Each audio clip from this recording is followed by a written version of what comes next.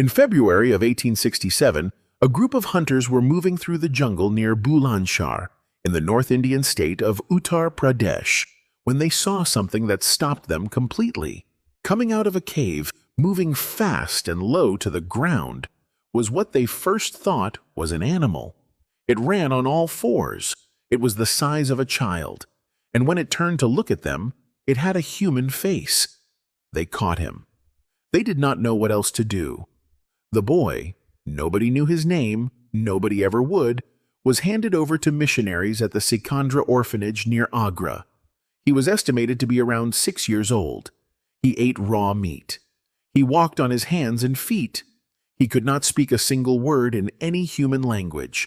Instead, he made sounds, low sounds, sounds that the people around him recognized, with a chill they could not quite explain, as wolf sounds. He had calluses on his knees and palms from a lifetime of moving on all fours across hard ground. His teeth were filed sharp, not by any person, but by years of gnawing bone. He had, as far as anyone could tell, grown up entirely in the company of wolves. They named him Dina Sanichar. Sanichar means Saturday in Hindi. That was the day they found him. He would live among humans for the next 28 years. He would never learn to speak. This is his story. But it is also something bigger than his story, because what Dina Sanichar became, without ever understanding it, was a question. One of the oldest and most uncomfortable questions human beings have ever asked about themselves. What exactly are we when nobody teaches us to be human? What is left of us if the people who were supposed to make us into people never came? The answers that came back were not clean ones. They never are. Try to picture what the hunters actually found on that February morning in 1867 in the jungle outside Bulandshahr. A cave, a wolf pack using it as a den, and inside the den, moving among the wolves as though he belonged there, a small human child who had apparently been doing exactly this for most of his life. The wolves did not attack when the hunters arrived. Accounts from the time describe the boy as being among the wolves rather than separate from them, not caged, not captive, not tolerated at the edge of the pack, present, part of something. Nobody knows how he got there. That is the first mystery, and it never gets resolved. The most common assumption, then and now, is that he was abandoned as an infant, left in the forest, perhaps because his family could not feed him, perhaps because he showed signs of some disability that made him seem unviable. Perhaps simply because something had gone terribly wrong and there was no one left to care for him. Wolf mothers have been documented nursing human infants in the wild in rare cases. If a she-wolf found him young enough, small enough, helpless enough, she may have done what wolves do with pups they encounter. She may have simply taken him in. Or none of that happened. We will come back to that. What we do know is what the hunters found. A child who had, by every observable measure, been shaped by wolves instead of people. His body had adapted to the life. His mind had organized itself around a world that had no human language in it, no pointing fingers, no words for things, no names for anyone. He had developed instead the full sensory toolkit of a creature who lives by smell and sound and proximity. He sniffed everything before he touched it. He heard things before the humans around him heard them. He could track a scent the way a person reads a sentence, with fluency, with speed, with a comprehension that seemed to come from somewhere below thought. He had also, in the most important way, missed something he could never go back and get. And the people at Sikandra were about to find out exactly how permanent that missing was.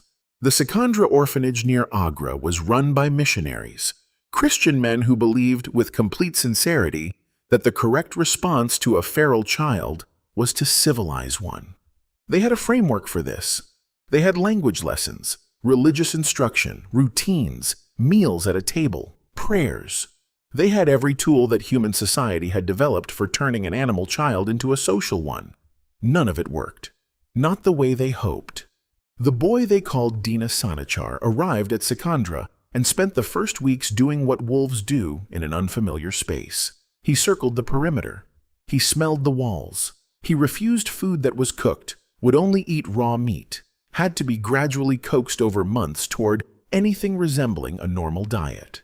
He slept on the floor. He showed no interest in beds. He tore his clothing off the moment it was put on him, not out of aggression or defiance, but with the same baffled efficiency of a dog shaking water from its fur. This thing was on him, and it did not belong there, so he removed it. The missionaries tried to teach him to communicate. They pointed at objects and said their names over and over, the most basic possible method of language instruction. Something strange happened, or rather, nothing happened. But the nothing was specific and revealing. The boy did not follow their pointing fingers. He did not look where they pointed. He looked at the finger itself, the way a very young infant does, before it learns what pointing means. Before it learns that a finger is not a thing to look at, but a direction to look in. Among wolves, there is no pointing. Wolves communicate with sound and smell and body posture and direct eye contact. Nobody in Dina Sanichar's world had ever extended a finger toward a distant object to indicate meaning. The gesture was not just unfamiliar to him. The concept behind the gesture, that you could direct another mind's attention somewhere other than where your body was a concept he had never encountered and could not, at his age, acquire. Language, the scientists who later studied his case would conclude, is not simply waiting inside us to be unlocked. It has a window. The window opens in infancy and closes, or very nearly closes, somewhere around puberty.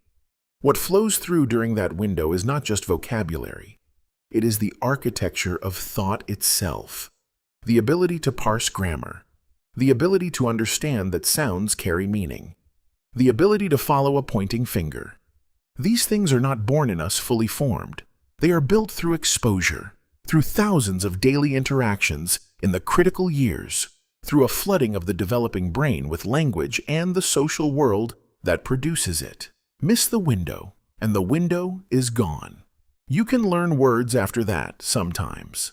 What you cannot easily rebuild is the underlying structure that makes language possible in the first place. Dina Sanichar missed the window. He had been in the cave while it was open. He was not entirely unreachable. That is the part of his story that the legend often erases, because the legend wants a simple ending. Either he became human again, or he was lost forever, and either way, the story is neat. The truth was more complicated and in its own quiet way, more heartbreaking than either version. He did learn to walk upright eventually. It took time, and it was never fully natural to him. Witnesses described his gait as perpetually slightly crouched, as if some part of his body never entirely trusted the posture. But he did it. He learned to dress himself. He learned to eat from a plate, though he sniffed his food first every single time, until the day he died, and nobody could persuade him out of it. He became, over years of living at Sikandra, alongside other children, recognizably social in small ways. He was not aggressive. He was not violent. He was, by most accounts, gentle and watchful, and more curious about the human world than afraid of it. He took up smoking cigarettes. Nobody taught him this. He observed it, copied it, and adopted it with an enthusiasm that bemused everyone around him. It became, perhaps, the most purely voluntary human habit he ever acquired. Something he chose because he wanted it, not because he was guided toward it.